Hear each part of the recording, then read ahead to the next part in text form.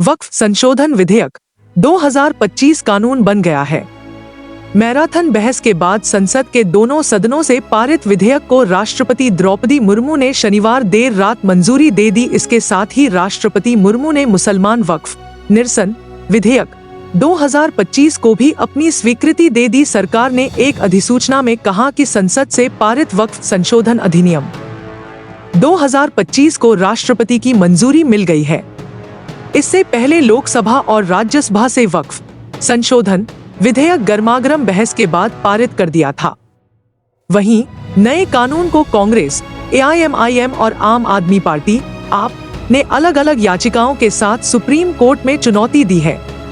बताते चले कि जब बिल लोकसभा में पेश किया गया था तो शिवसेना, UBT सहित सभी विपक्षी पार्टियों ने एकजुटता दिखाते हुए बिल के विरोध में वोट किया था।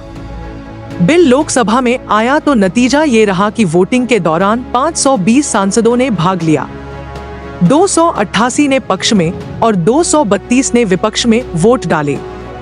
फिर राज्यसभा में बिल के पक्ष में 128 और विपक्ष में 95 वोट पड़े थे।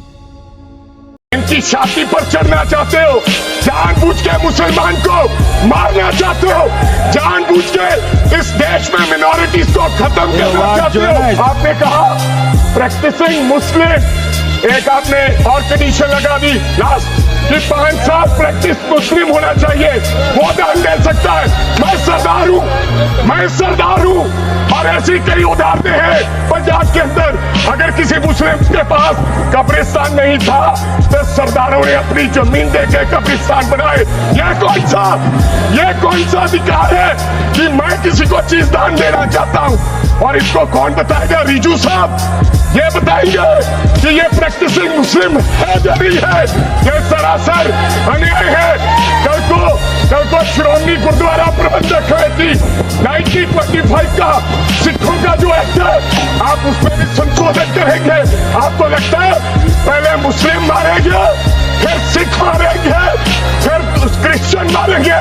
ये आपकी सोच है और मैं बिल का विरोध करता हूं। मैं तो बस इतना ही पूछना चाहूंगा कि ये bill ministry of minority affairs ने बनाया या किसी और दूसरे विभाग ने बनाया? कहां से आया ये बिल? कहां से आया? जब आप लोग भारत छोड़ो आंदोलन का समर्थन नहीं कर रहे थे, उस कौम ने भारत छोड़ो आंदोलन का समर्थन किया। जब आप लोग अंग्रेजों को मर्सी पिटीशन लिख रहे थे, वो माल्टा में 3 साल और इजिप्ट में उन्होंने शहादत दी। आप किस कौम पर दाग लगाना चाहते हो? किस कौम को आप भ्रमित करना चाहते हैं? उस कौम को जिसने भारत की स्वतंत्रता की लड़ाई लड़ी है, उस कौम को जिसने 1857 में मंगल पांडे के साथ शहादत दी। आप उस कौम पर आप दाग लगाना चाहते हैं जिसमें लगभग 2 लाख उलेमा शहीद हुए। आप उस कौम पर दाग लगाना चाहते हैं जिन्होंने भारत छोड़ो आंदोलन में हमारा साथ दिया। आप उस कौम पर आप दाग लगाना चाहते हैं। 6 अप्रैल 1930 में डांडी मार्च का सपोर्ट किया। आप उस कौम पर आप दाग लगाना चाहते हैं जिन्होंने 1926 में ब्रिटिश के डिवाइड एंड रूल को खंडन किया। आप उस कौम पर दाग लगाना चाहते हैं। मौलाना हुसैन अहमद मदानी ने 1924 में कंप्लीट इंडिपेंडेंस की मांग की। जब आप लोग भारत छोड़ो आंदोलन का समर्थन नहीं कर रहे थे, उस कौम ने भारत छोड़ो आंदोलन का समर्थन किया। जब आप लोग अंग्रेजों को मर्सी पिटीशन लिख रहे थे, वो माल्टा में 3 साल और इजिप्ट में उन्होंने शहादत दी।